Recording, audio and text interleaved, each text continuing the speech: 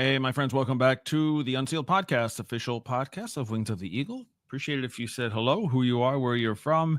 Like and share this video would be tremendous. Subscribing, becoming a member, all that good stuff is what I encourage you to do. Please, like everyone else does, I know, but this really does depend on you and your support, and that's literal.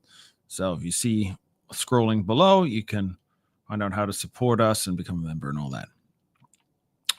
Greetings. There's the bond servant on your shoes around. I felt her presence. So if you are live watching on YouTube or X or even my Facebook feed today, please say hello. Feel free to chime in with a question, comment, concern, or what have you. And we'll interact, okay? That's what makes it special. But even if you're not watching live or listening in live, we're on all the platforms. You can do audio only on Spotify, or obviously this is recorded for as long as these platforms want to keep it up. So please do say hi and spread the word. All right, the Matrix is real, and so is God. What is that? What is that? Well, that comes from the mouth of a man named Matthew Brown. And like I encouraged folks last week, if you haven't yet, please do take the time to consume the first public statements by Matthew Brown, who is the revealer of a unacknowledged, in other words, illegal secret special access program called the Immaculate Constellation, which was created, and it's probably not called that anymore, but it was created after Lou Elizondo came out and started talking. So that should tell you a lot about that whole situation in UFO world. But it was real, and there was some testimony about it in November in front of Congress, which I was there for in person, but a lot of controversies around it, of course. But be that as it may, Jeremy Corbell George Knapp convinced Matthew to come forward and speak in public. So go check that out. It's 3 parts. It's, because it's like 3 hours long of an interview. And in the final piece, he said both of those things that are in our title today.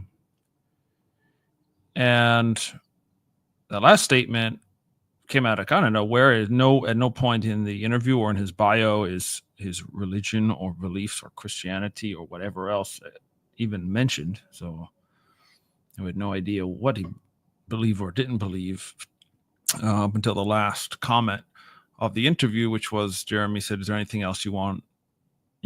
What should the audience know?" And that was his last line.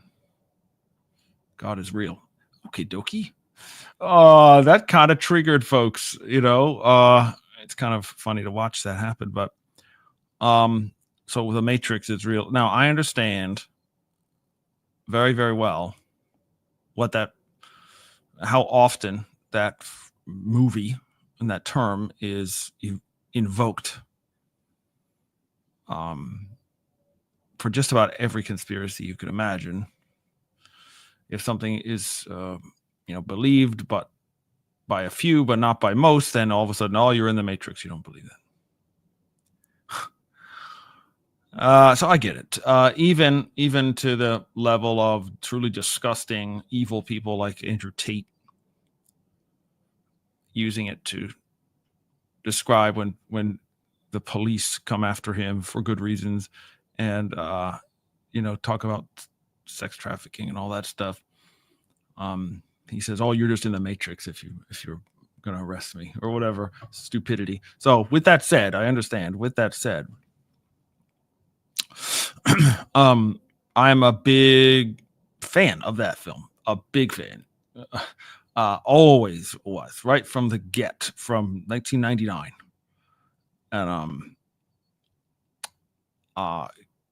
I guess it was Easter weekend, 1999, something around there where it came out. I did not go in the theaters for some reason. I think this was because I was moving into my first apartment or whatever, just life got in the way. But people were like, "You gotta see this, man! You gotta see this."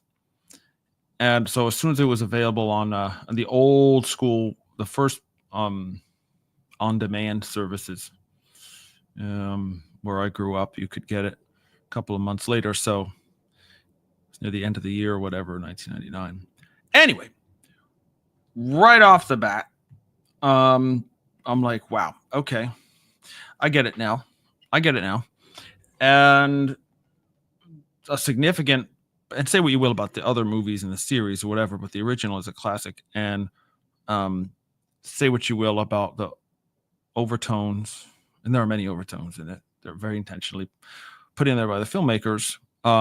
There's definitely a Christian religious symbolism explosion happening in that movie, and so I obviously picked up on that, and there are others as well.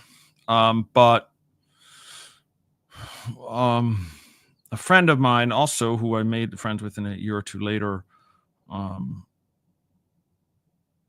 I got him into the film, or maybe he was into it already. I don't remember, but he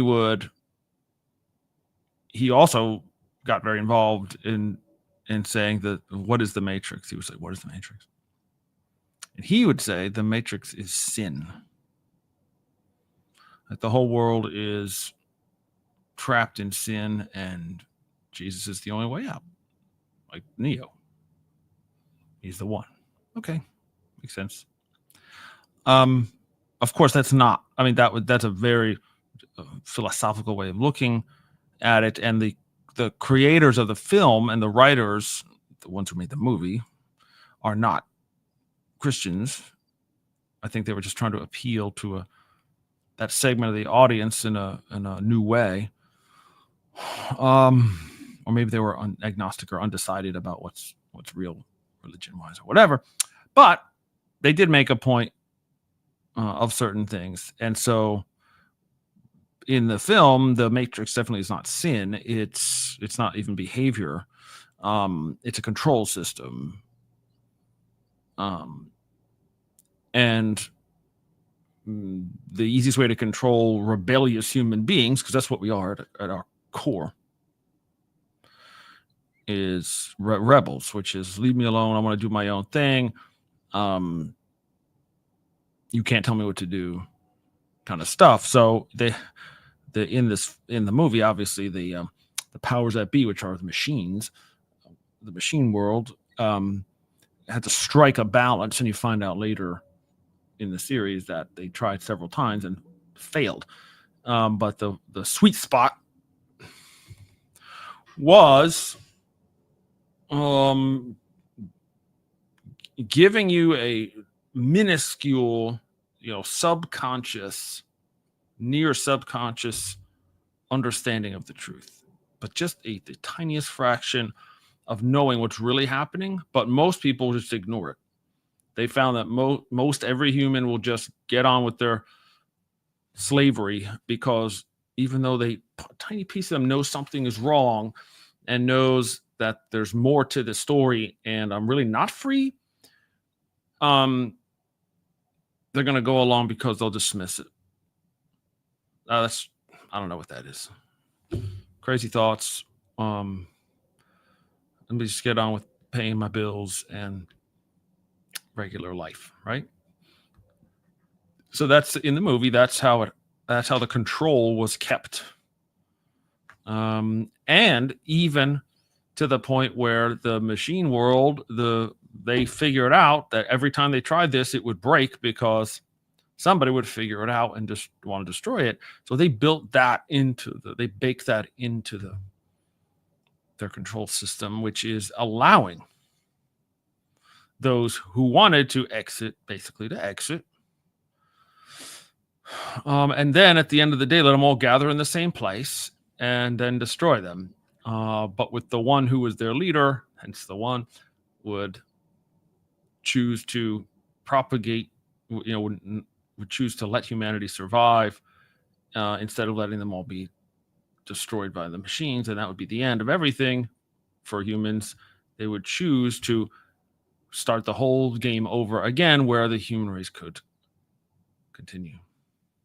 So that's the premise of the film. And the story behind it obviously is very powerful. Especially, there were hints that, boy, this sounds like the near future when you saw it in 1999, which now was 26 years ago. Wow. But now it seems very, very near. Thank you very much. In fact, one of the key, most kind of scary, emotional parts of the film was when Morpheus, who has freed Neo from the Matrix, explains to him that the real history, and we talked about this last week. Remember, alternate history, alternate reality. He explained to Neo the real history, which began early, in the words of the film, early in the 21st century. Mankind was united in celebration because they gave birth to AI. And that grew from there. And instead of AI assisting humanity, eventually they decided we're better, and we start thinking for ourselves. That's what people today would call the singularity. Anyway, whatever. Don't mean to get all nerdy and stuff like that, but the point is, it seems like it's very close to being reality, and that was obviously a major change in the history of the world. There was a major change after that, where now there's a war for survival. So I'm not expecting that to play out in real life. Okay, I'm just saying there are things in there that maybe we can learn from. And now, what is Matthew Brown talking about, and why is he connected to God? Well, first of all, the Matrix, and he's referring to the film, or the idea that there's in the terms of the movie, the world that has been pulled over your eyes. So there's an alternate world. Doesn't the word, somebody help me out? Doesn't the word Matrix mean like birth canal, to keep it family friendly? An opening. I think it's a math term, isn't it? Matricy. A matrice is where two things come together, right? A matrix, plural matrices, is a rectangular array or table of numbers, symbols, or expressions with elements arranged in rows. It's a chart.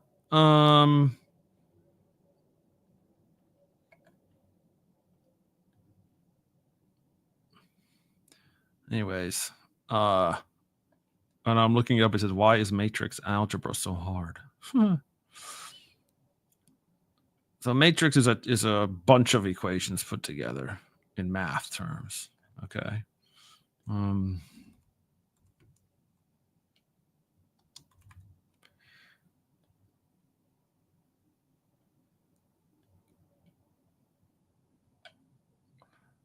organizational structure which two or more lines of command may run through the same individual.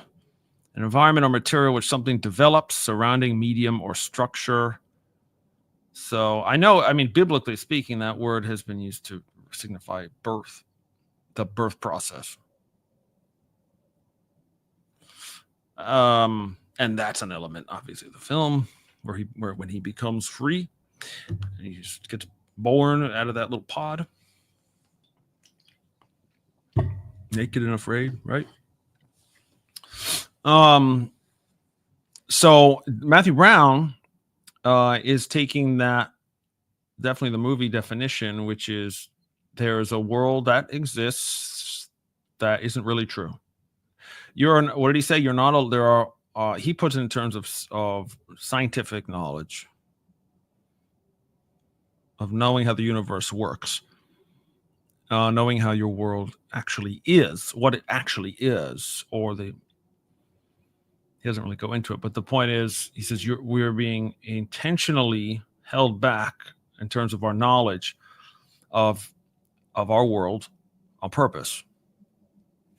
And it's through that restricted, what did he say? We don't have, it's not freedom of thought. We don't have freedom of inquiry. Freedom of inquiry. We're not allowed to ask certain things. Now, this is not the God part. This is the anti-God part. Okay, because I'm here to tell you, as a pastor, as a Christian, God wants you to ask questions. He wants you to inquire. Once you know him, and when he tells you the truth, he wants you to believe the truth. He wants you to believe and be faithful to what he is and does, and know that he's good. There's that. But to make an inquiry is not anti-God, not anti-religious. Well, religious in terms of a man-made tradition set, maybe.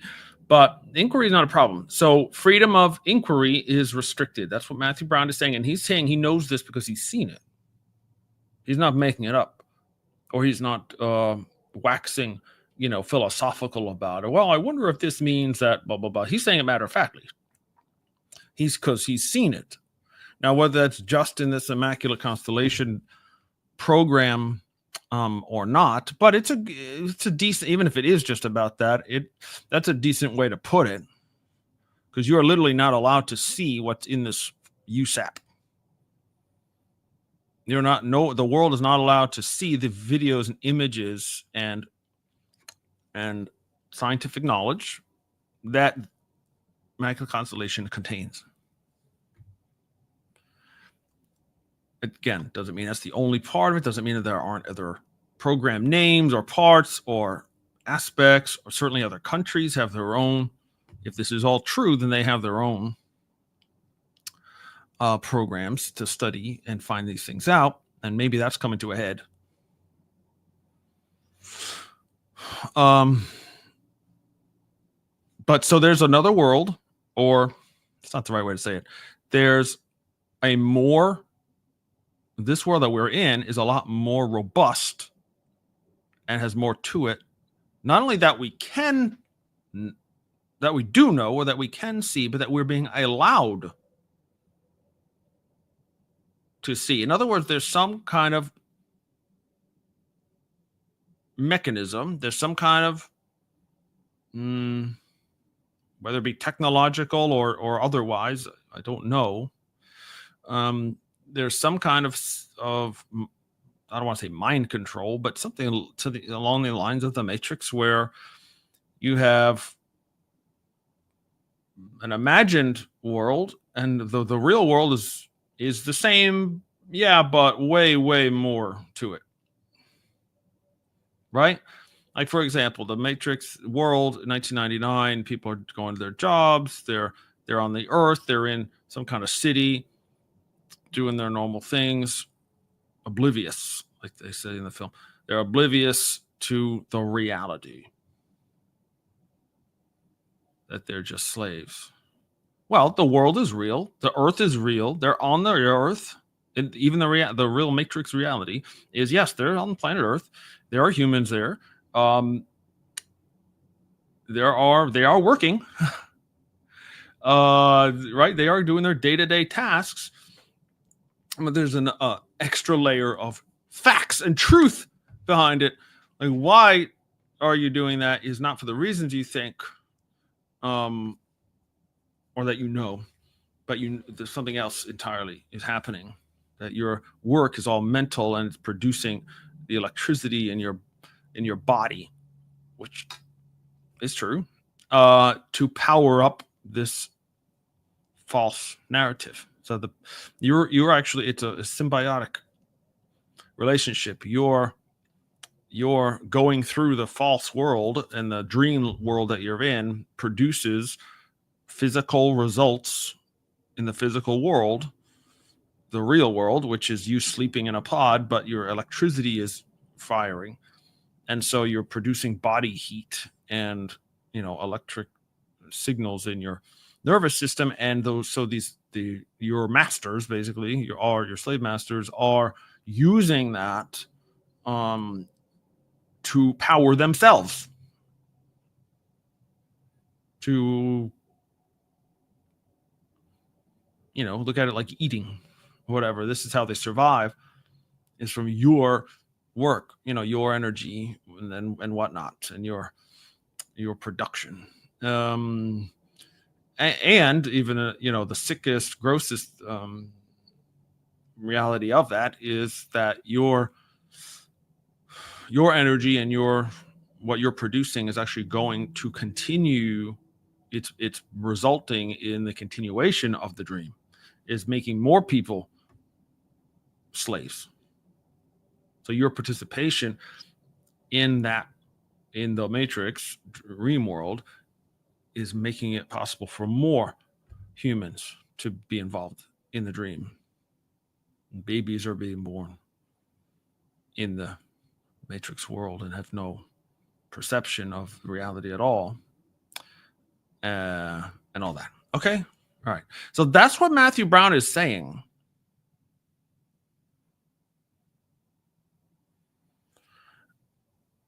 And again, yes, we got to be careful, because this is very, very close to going completely schizoid, right? Like going crazy. Nothing's real, everything's fake, and you go into a sane asylum, or you start lashing out violently, or withdrawing into your bedroom, never coming out, kind of thing. That's obviously not what I'm talking about. I don't want anyone to do any of that. I don't want to. But is there a point? Does he have a point? Well, he thinks he does. And he thinks he can. I think he thinks he can prove it. It's out from what you're seeing. And my good friend Tyrannosaurus Rex, Madam Rex on X. That's a nice ring. She is not an insult to say amateur, because she's not paid for it, but very good. She's taken an interest for a long time in body language and examining body language of people.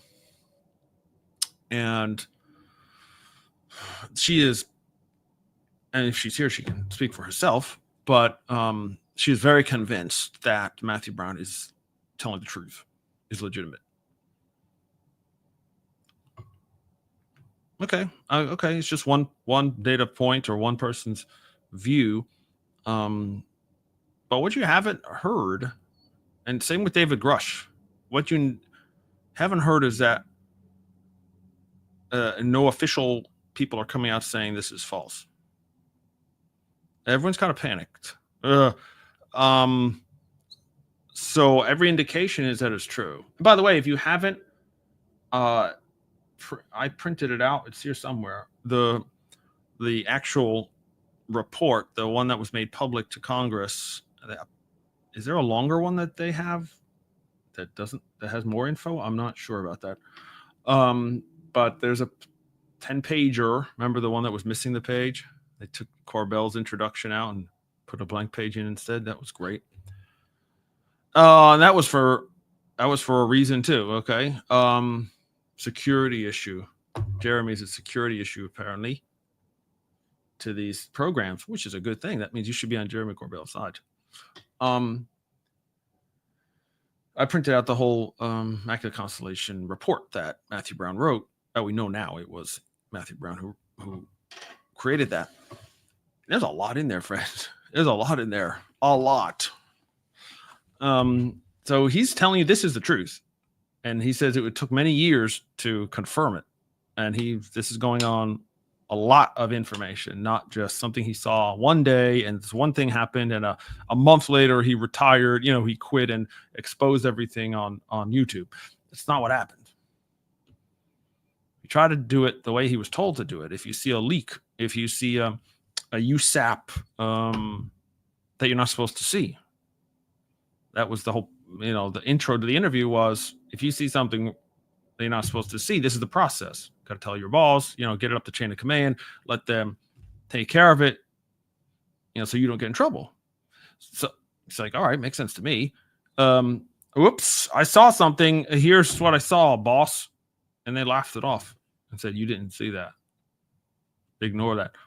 That's not the response you want. The response is, good job, Mr. Brown. Excellent. I'm going to make sure this gets, the right thing happens, and here's a medal, by the way, here's a raise, because I'm going to present you to the office and say, look, this is the right way to do it. This is how we keep the national security secret, and blah, blah, blah. None of that happened. And then when he went and did the right thing, nothing happened. And he was told things would happen, and they didn't. And he said Congress is going to get involved. The Congress staffers, now they kind of look like the bad guys right now. The congressional staffers, who are apparently where all the power is. They're not elected. I'm not saying they're evil, but they're professional people, right? They work for senators and Congress people, because if you're a congressperson, you only have so many hours in the day where you can do stuff. So you need people to help you write the legislation that you want to put out. They don't invent it, but you tell them what to put in, and they craft something. The research this or that. I want to know about this issue. Your staffers do that. Make an appointment with so-and-so and such, and make this day for that, and this day for that, an appointment with that. And staffers do that. So this whole Immaculate Constellation thing came out, and all the staffers were freaked because they either didn't know about it, or they didn't want their Senate or their congressperson to know about it. And you even see it on video a little bit during the hearing, which is pretty neat. And frankly, it seems like if it wasn't for Jeremy's efforts, this would never have come out at all. Even though he was promised, Matthew Brown was promised, Jeremy brought him into their offices before the hearing ever happened to say, hey, guys, this is what you're going to be presented with. This is the guy who wrote it, and don't tell anybody. But then other folks kept showing up. Anyway, the point is, this is all the surrounding drama, all the events surrounding the actual document and what Matthew was claiming. Everything around it screams legitimacy. It screams that this is real, and people are very, very worried about it coming out. Maybe they don't know why they're worried. And that's the matrix right there. Right? I think that's the entry-level understanding of the matrix is real. If there really is an overarching, like, I think of it like a cloud or like a fog, brain fog. So there's like a brain fog that comes over, and you're not allowed to talk about this. You're not allowed to do this. This has to be a secret. Only a few people get to know, if anyone. Ignore that. That didn't happen. You didn't see that. Oh, you didn't see that document. You didn't see that UFO. You didn't, right? And this isn't just this issue. This happens in church world. And you didn't just hear from God for sure. You didn't just witness a miracle. No, that didn't happen. Our understanding doesn't allow that. Our system, our denomination says that's not true. So therefore it's not. It can't. It's the same as like, what's that old Air Force? Who said this? My history is leaving me. Was it Hynek or no, somebody else? Condon. Something is impossible, therefore no. It can't be, therefore it's not. It can't exist, therefore it doesn't. Even if it's staring at you in the face. It's like you telling me, Manti, you don't exist. It's impossible for you to be on my computer or my phone right now. Just because you don't understand how it works doesn't mean it's not happening. Just because you don't get how these electrons are moving through our devices 10,000 miles away, and you're literally on the other side of the earth and you're seeing this right now. You don't understand how that all works? It means it's not real? Maybe you're being a little lying. Maybe you're lying a bit. Maybe you do know that they're real, but you just don't want to explain it. Or you were told if you do admit they're real, there's consequences for you. Well, that means it's a big deal to keep the secret. It's a big deal to keep the matrix going. And again, this doesn't mean there's a huge conspiracy. It just It doesn't require a large number of people at all.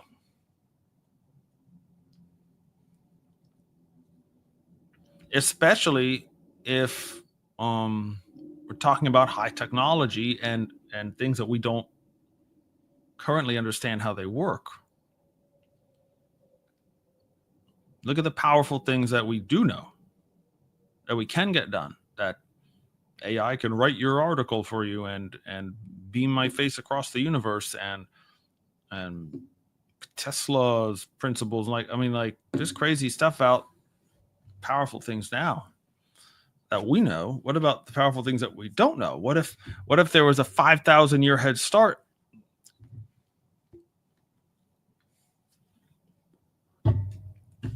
Or whatever. All right, imagine if you had 1,000, 2,000, 3,000 year head start on someone in terms of what could be accomplished. I'm betting you could accomplish a lot. And exponentially more. Okay. So that's how I'm viewing this right now. I got to process it myself. But if Matthew Brown's telling the truth, and every indication is that he is, and thank God, like I said a couple days ago, right after, I guess it was Tuesday evening, like I said then, he is actually one of the first, he might be the first, kind of David Grush, but even more so than David, is I've had enough of this and no more games. I'm not going to work in the system anymore. I don't care about my clearance. I don't care about my job. If I go to jail, so be it. It'll be for a righteous reason. Amen. Okay? We need more like that. In fact, we need every single one to be like that. Because the more in the system you try to work, the more the matrix can respond. Cancel you. Cancel the next guy and erase that from the collective memory. Or, oh yeah, remember when that happened? We're up to the point where things are happening only a year or two ago that should still be on the top of the news, but they're gone. They fell into the memory hole, what do you call it? What if that's intentional? Not everything, but some things are just deemed too important to remember. This is what kills me about people who say, I'm talking about our elected leaders and representatives that say they care about this issue, and oh my gosh, there's illegal access programs are being kept from Congress. That's literally not anywhere legal, anywhere in any way. These can't ever happen. But yet we're going years and years and years without ending them. How would that not be your top priority every single day? What are you afraid of? You're going to lose an election. Big friggin' deal. Show some darn integrity, and you're going to have 10 more with now the courage to do it. It doesn't matter if you lose the election. This is you're seeing. How can you see the Matrix? Remember at the end of the movie where Neo can see the code? He had to be killed first. But the point is, like, you don't have to be killed first. You can see it now when you're saying person A cares so much about this. We've got to expose the truth and get to the bottom of this, like certain senators. But then 2 years later, they're always talking about something else. Taxes, or the president, or whatever. Climate change. What are we talking about? What are you doing? That's the Matrix. That you can see it. That's the code. You can see the code. If one part of you says this is the most important thing ever, there's no way this can't. This is not just a program that spent $1,000. Like, okay, got to turn that off. We're gonna have a hearing and make sure it never happens again. Never actually gets there. That's the Matrix. We're talking about hundreds of billions of dollars, maybe more, over decade after decade after decade, and nobody cares enough to stop it. All illegal. No constitution at all going on. Did we leave that? Did we say that part is over? We don't have America anymore. We have a different country where an oligarchy controls what we know and how we spend the money.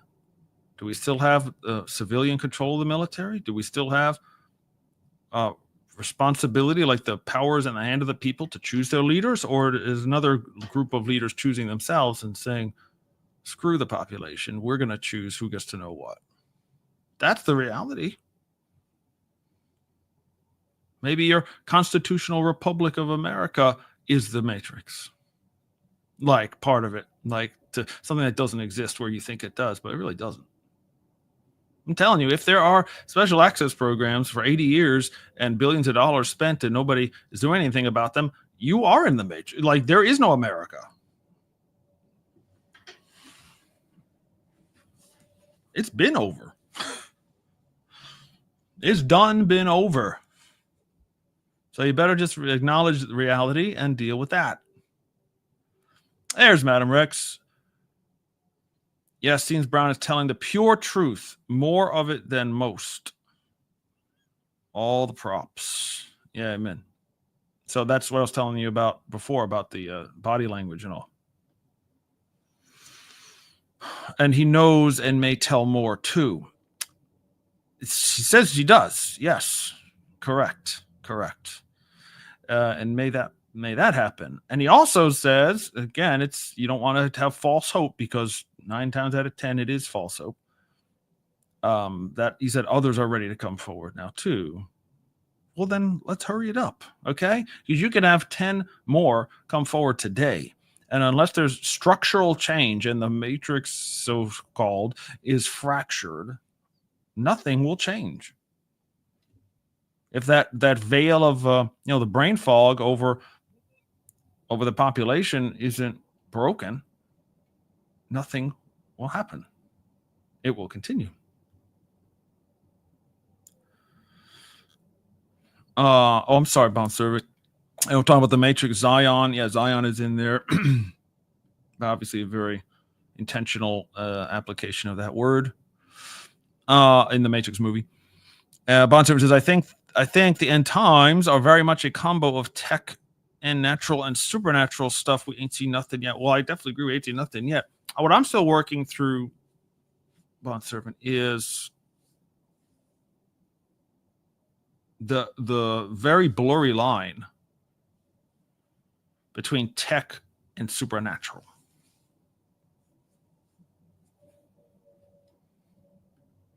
Very blurry.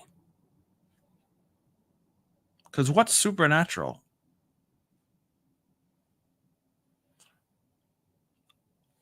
That's our term. That's not in the Bible.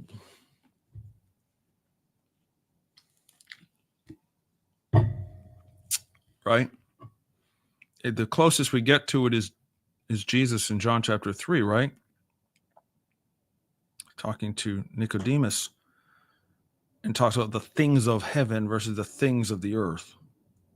Heavenly things versus earthly things. If you don't understand earthly things, how are you going to understand heavenly things?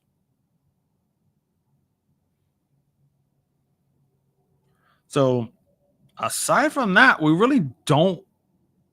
I don't know whether it's the sci-fi mind in me or what, but it's a pretty conclusive pattern of things look like supernatural events if you're just sufficiently advanced.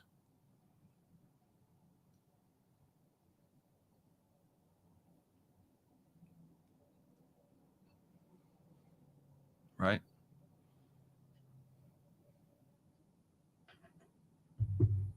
I don't know. I'm not ready to dive into all that today, but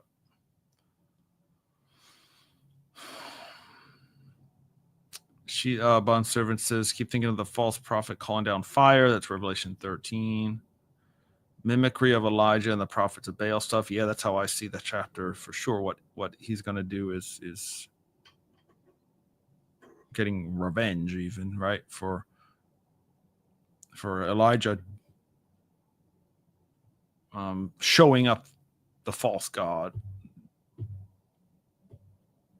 back in the day. Well, maybe now the false god wants to turn the tables. But how does he do that? See, this is the point. So, like, maybe the enemy, the Satan and his angels or whatever, have no power. Maybe they have no ability to do anything supernatural. Maybe, right? Maybe everything they have done and will do is based on some kind of Walmart, pardon the expression, version of what God does. Like everything God does by snapping his fingers, the enemy tries to figure out how to do that with technology. I don't know. Just throwing it out there. I really don't know. But here's one thing for sure. What we do know,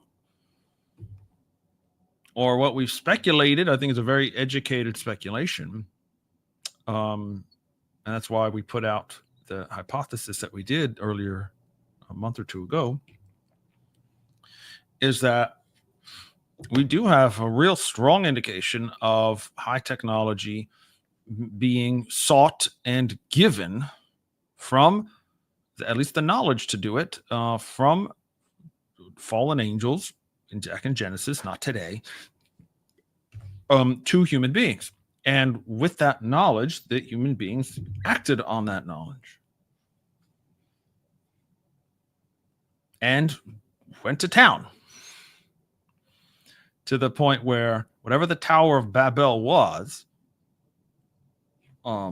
whether it was just a building or maybe it was something else to it, that it was to such a, like, who cares how tall it is? Like, God says it's going to, right there, the text says they're going to reach to heaven, and God says that nothing that they're going to purpose to do will be withheld from them. That's the issue. That's the issue. It has nothing to do with how big the building was. So my son even brought this up to me. My 15-year-old, he said, why does God care how tall a building was? We have taller buildings now. That's correct, son. We have much taller buildings now. The shortest buildings in our cities are taller than the Tower of Babel probably was. Right? I mean, there's no evidence that it was bigger than your skyscraper today. So what? So what? Who cares? Why would God care how tall it is? We're sending rockets to the planets. We're piercing right through that. We're going right over that roof, right? We've done that a long time now. But why does he care? Why would he care? Great. Have fun flying around. Have fun building your buildings. That's not the point. The point is, these humans somehow, some way, are going to learn stuff that is a problem. Maybe it's the fact, here's the quiet part. Maybe it's not even the knowledge that's the problem. It's who has it. Maybe God knows the human heart. But Jesus said he knew their thoughts, and he knew they were evil. Human beings cannot be trusted to do the right thing, friends. We can't.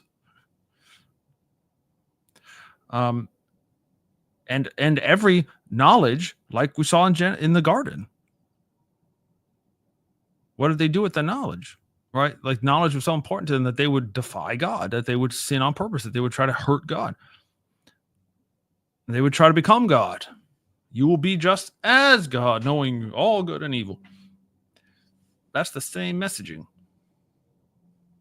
So whatever is going on at Babel was maybe because It has nothing to do with the building being tall. It has to do with the reaching the head, as Madam Rex greatly put right there. It's about reaching the heavens. Well, you can't reach the heaven where God is by building a building so tall. You can't go there with the space shuttle. You can't go there with a satellite. We know that, right? Do you know that? He's right. That's not what he's saying. The heavens, Shomaim, is a very particular thing. Where God is and where unseen things are. Reaching that would be a problem. Not even the issue of, well, you're not, I'm God and I'm going to keep this from you and you're not allowed to know that. But you humans are going to do such bad with that. You know, you're going to destroy everything. You're going to do real evil. I mean, you think you are evil now. You're already evil. What did even Jesus, what did he say? Like, if you yourselves being evil know how to ask good gifts for your children, that whole thing, like, he doesn't hold back. Like, there's no non-evil person without Jesus, without confronting that sinfulness in you. We're all the same. Negatively. Anyway, so it's really easy for the matrix control to be asserted perhaps by a group of human beings with incredibly advanced scientific, technological knowledge. Because we say, oh, technology, oh, blah, blah, blah. We think of our games or our phones or even AI. We're like, wait a minute, you can apply that to every facet of life. Everything in the world is a technology. A toilet's a technology. Right? Indoor plumbing.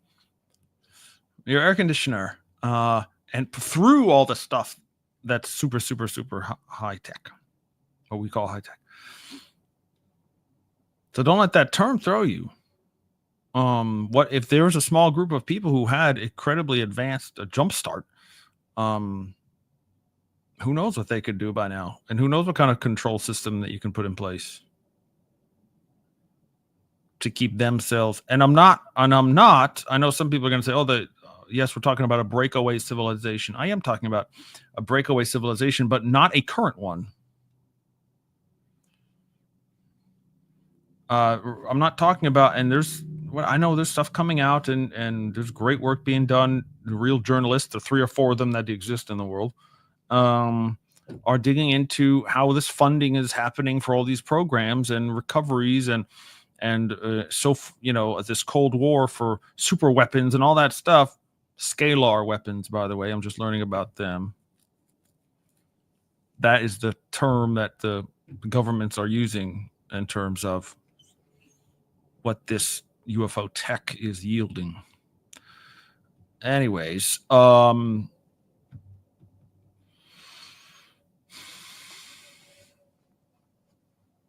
anyway, I have to run out of time here on myself. Yeah. Okay, so God is real too, by the way. So don't get triggered by that. Okay, he doesn't mean the God.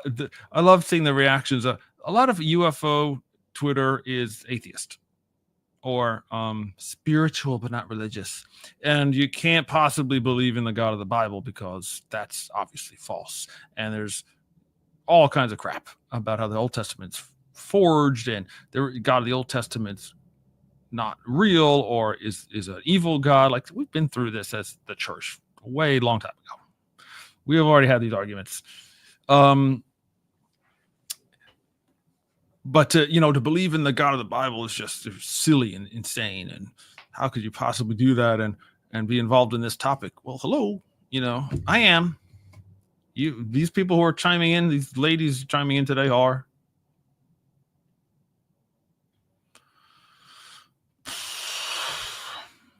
Okay, you can't just disqualify people who don't believe what you do about everything. But yeah, so Matthew Brown in the same, which people are, the atheists of the world are really glomming onto this Matrix is real stuff, but then the God is real. Oh my gosh, what is he, crazy? on. This is kind of like the point, I think. Like there is actually someone who's even above. I think what he was maybe saying is there's someone that's even above these puppet masters. The Matrix creators, they're superior to them. There's God there who is rescuing or allowing things or not allowing things or whatever. Hey, if Matthew's telling the truth, he really believes that. Maybe he's seen something like on the program that he saw, the evidence that he saw, the videos that he saw. Maybe he's not just pulling that one out. Maybe he has reasons for saying that God is real too. Okay, that's the point of this whole thing. Oh, Bondservant is saying, by the way, please chime in. I know there's more of you than Madam Rex and Bondservant watching. I can see you. I don't know who you are, but I can see numbers. Please share this once again. It's so easy, takes none of your time. Just hit the share button. Must have been a portal of sorts, sponsor, talking about the Tower of Babel. I don't like when we say must. May have been. I don't know. What does a portal mean? I feel like I do this all the time with you, Monster, and I feel so bad. We've got to really be careful. What's a portal? Honestly, I don't know what that means. I know what I think it means. What does that mean? It's a circle, and like it's going from one place to another place. Where are the two places? Are they two just regular old places with a shortcut? That's a portal. Like a wormhole, like an Einstein-Rosen bridge. That just connects two different parts of anywhere instantaneously. Like you can go from point A to point B, and point B could be thousands, tens of thousands, millions of miles away, theoretically. That's a portal. There's no supernatural anything involved. It's just a shortcut. You're just actually just going from one place to another. Philip did that in the Bible. Elijah may have done that. Jesus may have done that. I don't know. I'm just saying, like, if that's all we're talking about, then that's one thing. Are you saying a gate? Like in that sense, a portal is just an opening. Do you mean a way to get to a different part of reality, to a different dimension, to a different place than your current reality is? Is that what we mean?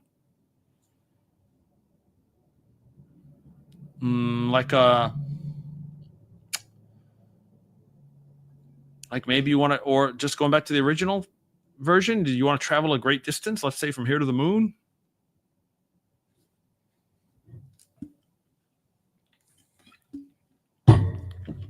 Just throwing it out there. Okay, now you're getting way above my head, Bondservant. She says, could have been a portal, an energy field that is resonant to the unseen energy matrix. I don't know about any of that. I don't know. That's way beyond me.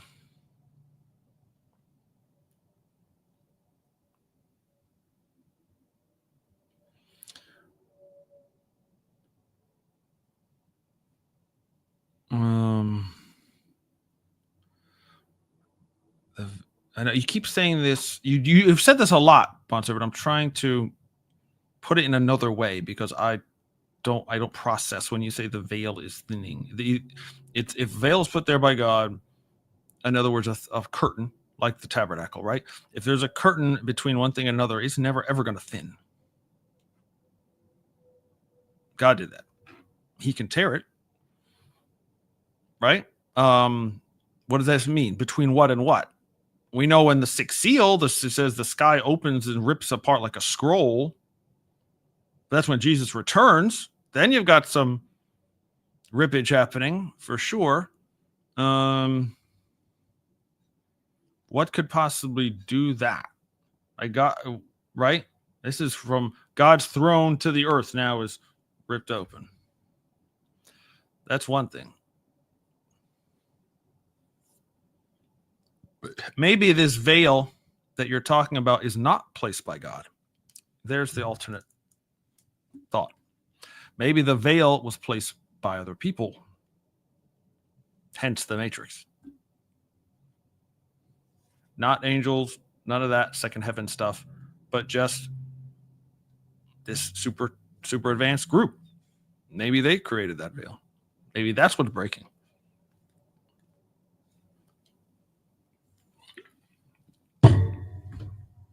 Because we do know at very basic level, everything humanity makes breaks. Correct? Can we all agree on that? Everything people make eventually breaks down, or dies. Everything. I think that would be consistent no matter who we're talking about and what they made. Eventually it all breaks. So that's a good thought.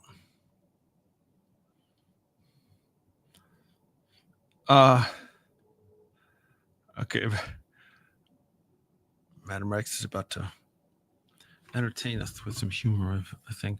Portal is when you're listening to this Matrix podcast and driving to TJ Maxx with your Christmas gift card for the gazillionth time to try and find a pair of specific black summer sandals that have been induced for weeks, but today you happen to find only one pair, exactly what you wanted, and they are in your size, and they are in clearance.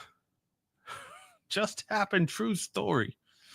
Wow, now that's supernatural. That may in fact be divine intervention.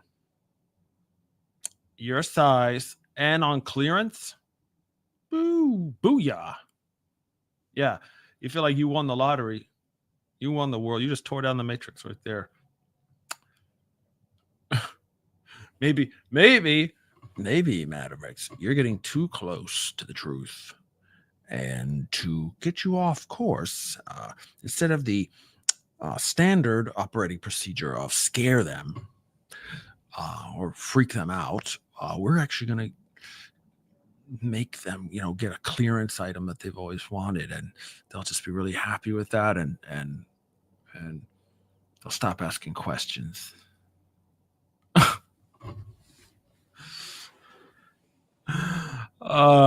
I don't believe any of that. I'm just saying, I don't know. Who knows what they would try? Oh, why would you be sorry? You got to get those sandals, man. They're for summer, and it's coming. Summer is almost here. I mean, it's 80 where I am today. Not yet, I guess. About 70 right now. Anyway, all right. We've been here for about an hour on this. Sorry to scare you, bond servant. Is that a scared face yet? That's manipulating the Matrix. That may be true. That may be it right there. You're exercising your Neo-esque powers over the system. You're making it work for you. You're twisting and manipulating it for your advantage to get those sandals you couldn't find, the exact ones. Not only are they now available in your local store, but they're on clearance, which means they cost even less.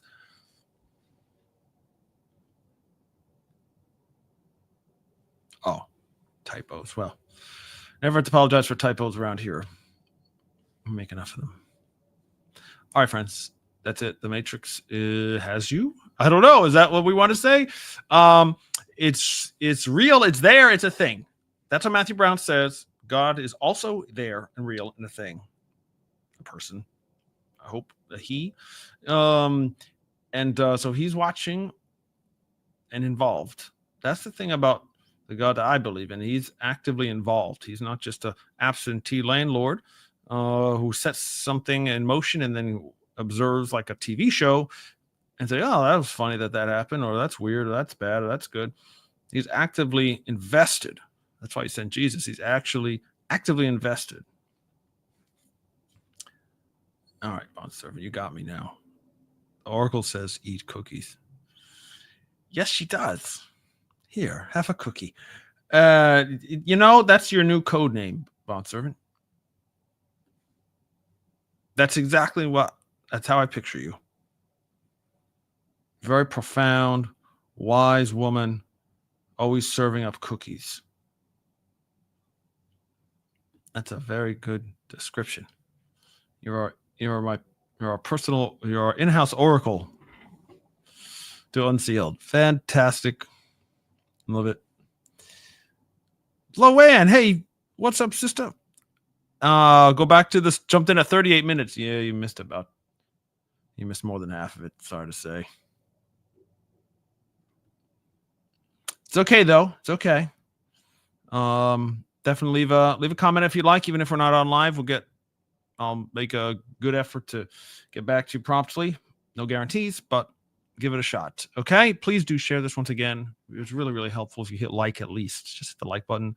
More people will see it. Oh, look at that. They got tons more likes than they usually get on that podcast. Nobody wants me on their podcast at this point. So this is it to spread the word and be in prayer if you will do such a thing for a very special guest that we are going to have on soon. I never have guests anymore, but this one would be right on brand and right on target, over the target. And so pray about that. That would work out. And then we'd get massive viewers. And also, praise God. One final thing. I'm going to do my darndest today. And hopefully by the time the weekend is up, there'll be a new offering where the Angel, Demons, and UFOs biblical study by me, it's done. It's written. It's finally written and done. I can hardly believe it. It's taken so long. But it's completed, so we just have to record the audio, the voiceover, part of the teaching, and release it to the world. And that's not going to be free. I'm sorry, all you cheapos out there. I got to make some kind of income with the ministry somehow. Okay, that's going to be, I believe I have it at $49, but it's probably going to be several hours long. Not just a quick, 40-minute typical sermon or something like that. It's probably looking like 4 hours, something like that. So it'll be worth it. It'll be worth purchasing. Okay. And so that's coming up soon, maybe next week. All right, guys. Till next time. This is Pastor, your brother in Christ, and just your dude, Christopher Bantai, here with Unsealed, the official podcast of Wings of the Eagle. Until next time, whenever that happens to be, get out of the matrix if you can. And how do we do that? Well, God is always willing to help. Amen. All right, friends. Till next time. Bye-bye.